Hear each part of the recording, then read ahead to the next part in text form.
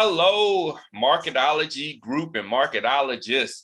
We are on again with another marketing strategy session. And today I got Gabriele from Italy coming to talk about some exciting marketing things. And this is something that's really interesting because, I mean, it's not something I've really heard much about before, but, you know, digital export and that's a term I'm not familiar with, and I'm very excited to learn more. Thanks for coming on the show.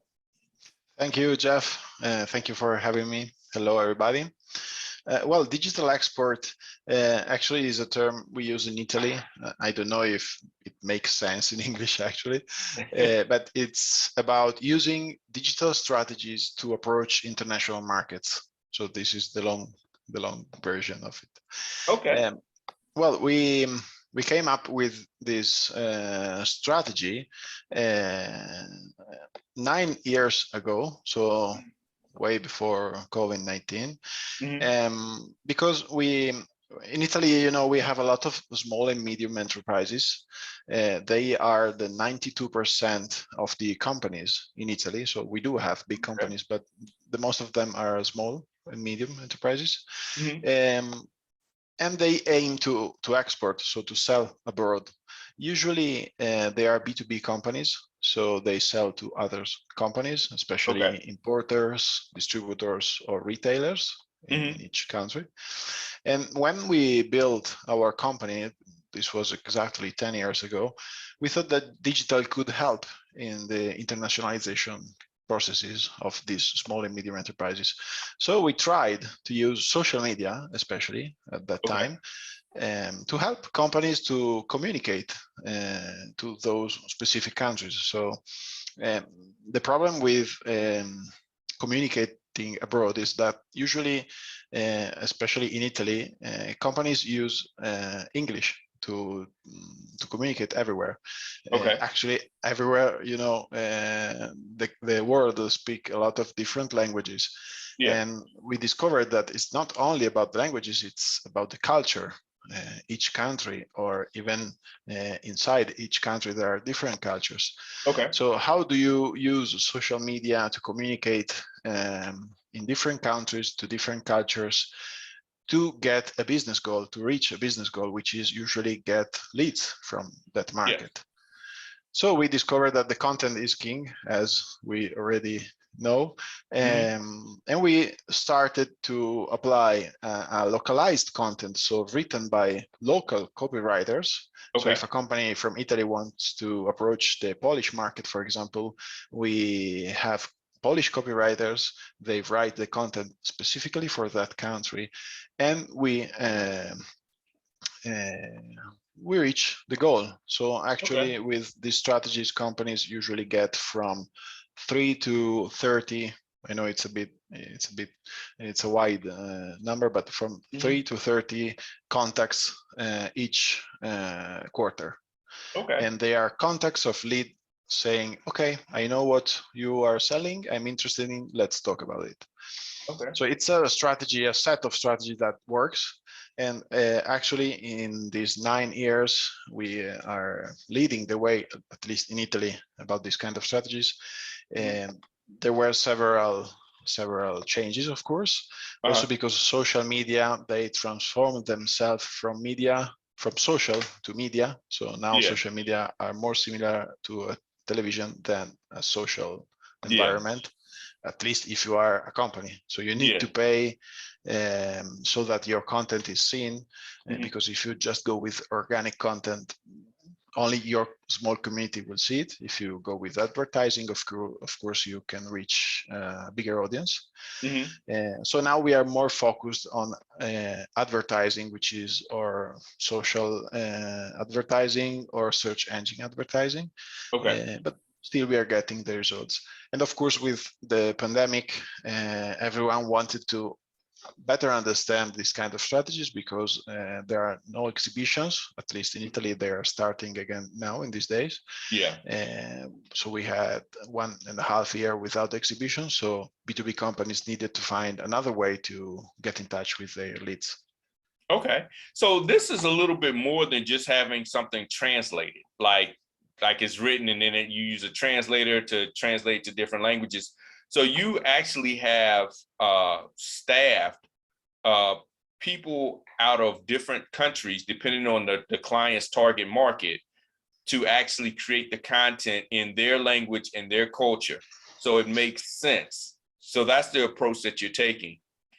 Okay. So what if they Yes, have like several different, like for instance, they're in the, let's say the Italian market, they're in the French market, they're in the English market.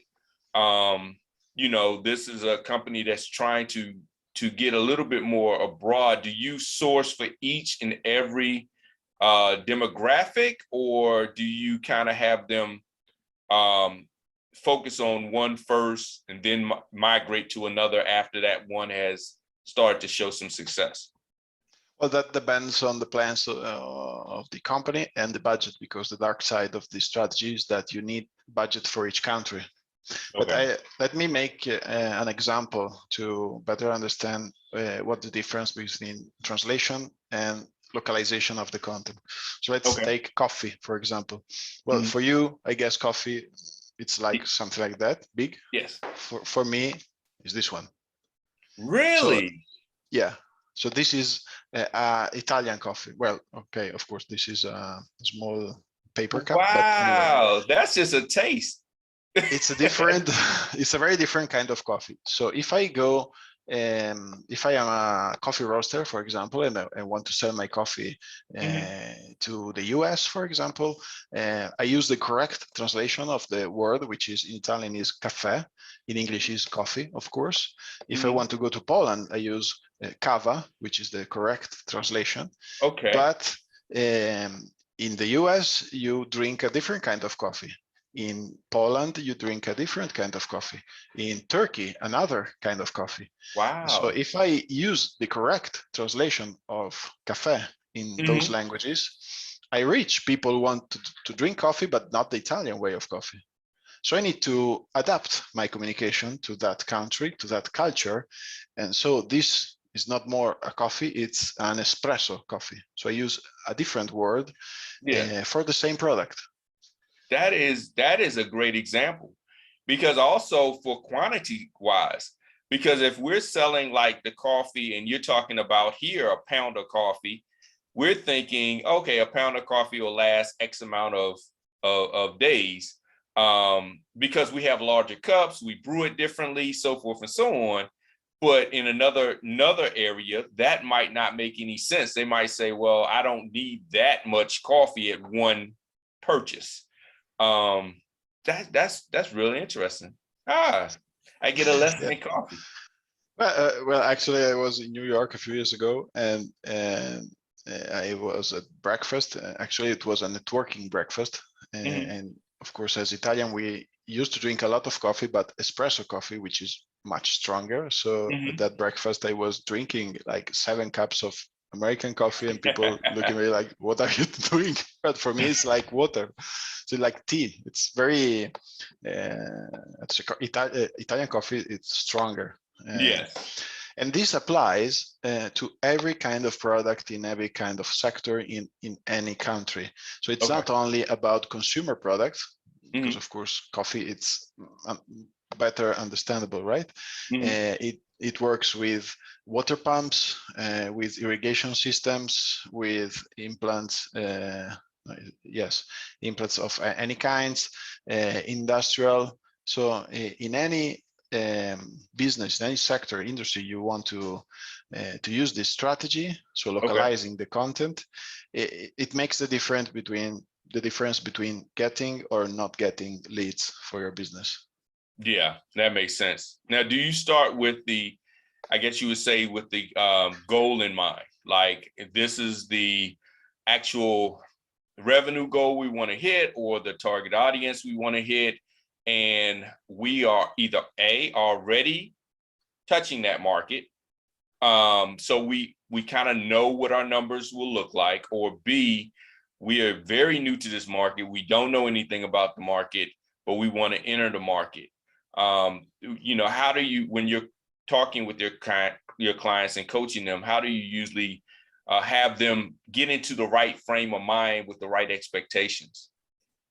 Well, actually, I use the Visual Communication Planner, which is the framework you know about. Actually, it's a free framework for digital strategy. It has already been downloaded by over 36,000 of professionals around the world, so it's very known. And there is a book I'm going to publish, I hope this year. And the news is that the foreword is written by Philip Kotler. Okay. So it will be a book explaining this framework, which basically puts the basis of how to define a digital strategy. And how you just said, it starts from the goal. So part of my job is basically a consultancy. So I help the client understand what is the right goal, the correct goal for the digital strategy. Also, because usually, I don't know in your market, but in Italy, when companies think about digital strategy and goals for digital strategy, they think about getting new followers or getting more likes or more comments or more shares. That is not a business goal, right? So if you're talking about B2B companies, a business goal is getting lead for that specific industry in that specific country. So the first step is setting your goal. And then it's setting the KPIs, because you need to understand if your strategy is working or not. So the Visual Communication Planner helps companies or professionals, marketing professionals, to guide their clients to understand how digital strategy is made, basically. Yeah. I love how you said that. I mean, really, that is one of the challenges I've seen with a lot of businesses. First of all, they don't have the goal already set in mind. They just like, I want this market because I've heard a trend that is a good market. So there's no real goals or expectations. And the second part that you stated, which was very important, is setting those KPIs. They don't set up how to measure success. So you don't really know if you hit the mark or not. And if you're measuring it by vanity metrics like followers and likes and shares, it makes you feel good. But at the end of the day, business-wise, you're not really meeting the real goal. It just makes you feel good and the numbers look good, or maybe they don't look good. But the thing is, like you said, you're setting, this is what we're trying to hit. Here's how we measure it. And that's up front, not while it's in progress. Now we have to say, well, we have 100,000 likes. How many of them converted? Well, I don't know. We haven't set up how to measure a conversion. Exactly. Like what we just talked about with Twitch. It's like, how is Twitch converting? Well, Twitch really doesn't have a pixel. So it's kind of hard to say, unless you're just doing Twitch and nothing else, how well Twitch did for you. So yeah, that's very important. I'm glad you mentioned that. And actually, social media, or anyway, the internet in general, is becoming a big advertising space. That is bad because companies need to have budget for advertising, but it's also good in some way because you can test the channel, different channels. You can put 3 months budget for advertising on Facebook or Google or LinkedIn. And if you have a goal and if you have the KPIs, you will measure those 3 months and you know exactly if the channel is good for you or not. Yeah. And then with the way you approach it, you also segment it by the location that you're targeting. So you'll say, okay, we're going to do some Facebook ads for 3 months. We'll take a quarter and do Facebook ads, but you want to hit the Poland market and you want to hit the Italian market. Okay, so we're going to split test that and see how it performs. And yeah, so that adds another layer on top of it to say, well, Facebook may work in, let's say, the Italian market, but for the Polish market, it doesn't really do anything. And so that might not be the platform to leverage. And it's interesting because a lot of companies that I've seen want to do one size fits all. Like, we just want to do Facebook ads across everything and the same way in every single market. So it's the same, pretty much same ad, just let's just run it across the world globally.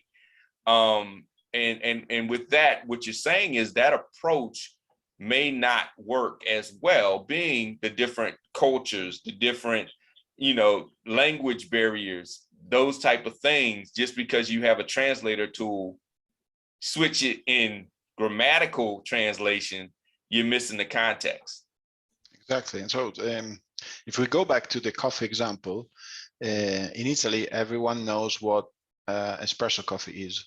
Mm-hmm. So for a coffee roaster, the main target are bars. Our bars are for breakfast and for a coffee break. Oh, okay. So more than an afternoon or an evening parties. So bars are for breakfast early in the morning or coffee after Wow. lunch. So we have pubs for alcohol, for example. So bartenders know what a espresso coffee is, what a cappuccino is. There are several recipes we do. Okay. So the company, a coffee roaster approaching an Italian potential customer, they do not communicate a lot of stuff because it's in our culture. So we know this kind of coffee. Once you go abroad, you need to explain all of this. And if you translate what you have written for the Italian market, then you miss a lot of stuff that you need to communicate. Wow. And that's very interesting because you're right. With us, bars is an evening alcoholic experience. And we wouldn't even think to address a bartender with, with a coffee idea. An espresso for us is more like a shot of espresso poured into that big cup of coffee. So it's not the same. So yeah, that would make a huge difference if we were marketing it the way we understand bars and the way we understand coffees in other areas, other cultures. We would miss the boat completely. Exactly. And this, again, it's true for any kind of business. So not only for B2C, but also for B2B companies. How much research do you usually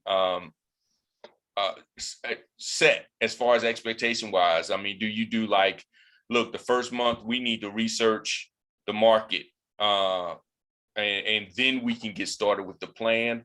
Or is it something that you kind of research as you go? I know with marketing it's test and retry, but setting that expectation is so huge. So how much research lead time do you usually have allotted into your plan?